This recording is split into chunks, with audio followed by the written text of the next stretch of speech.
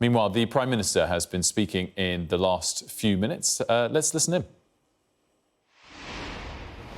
Yeah, I'm here at Writtle College in Essex talking to apprentices who work in our farming sector, and I've been talking to them about the changes that I announced yesterday, ensuring that we're going to deliver net zero but do so in a proportionate, pragmatic way that minimises the impact on working families, all while hitting what are world-leading targets. Now, as I've been talking to them, these changes are particularly important for our rural and farming communities who were facing huge costs and are the backbone of our local economies. Now, I'm going to make the big decisions that are right for the long-term interests of our country, even if those are difficult, because that's how we're going to bring change, that's how we're going to build a better future for our children. So you're delaying deadlines but telling us we can still meet our net zero targets. Something there doesn't seem to quite add up. Now, we've been through the numbers and we're absolutely confident that we are on track to hit all our international and domestic targets, which, by the way, are world-leading. And the reason I have confidence in that is because we've over-delivered on all of our carbon budgets to date. Despite everyone saying, oh, you might not hit them, we've over-delivered on them. Plus, we can see that the costs of some of these new technologies are falling far faster than people have predicted. Offshore wind is a great example of that. Costs today 70% less than we predicted in 2016. And the adoption of new technologies is happening far faster than we thought. Electric vehicles being another good example. So when you put all of that together, run the numbers as we have, we're confident we're on track to deliver net zero, and we can do it now in a more proportionate and pragmatic way. That's how we're going to bring people with us, maintain consent for it, and minimise costs for working families that could have spiralled into the thousands and thousands of pounds. I don't think that's right. Experts are doubting those claims.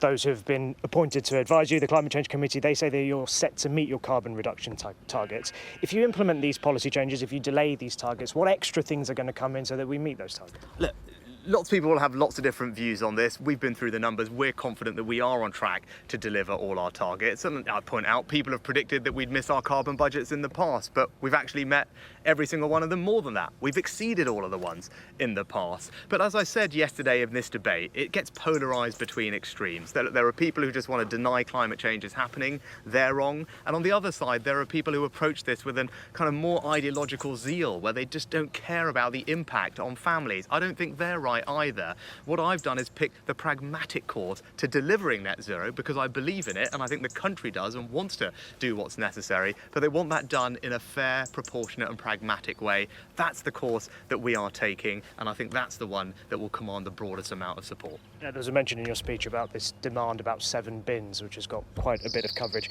Do correct me if I'm mistaken, that was in the Environment Act 2021. If that was such a ludicrous proposal, why did you vote for it?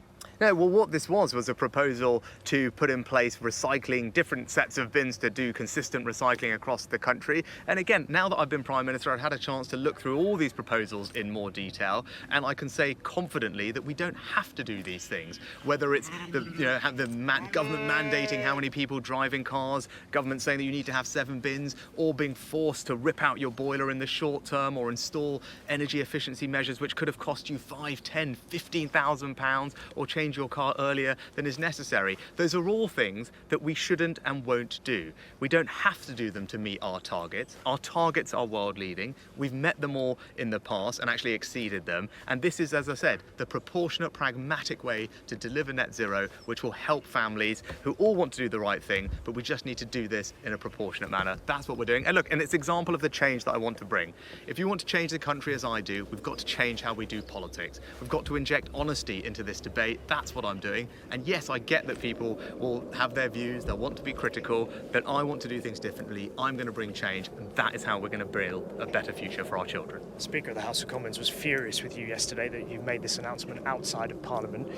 These changes will have to be put to a vote in the Commons. Will that vote be a vote of confidence in your own leadership? There are some of your colleagues who are talking about putting letters in.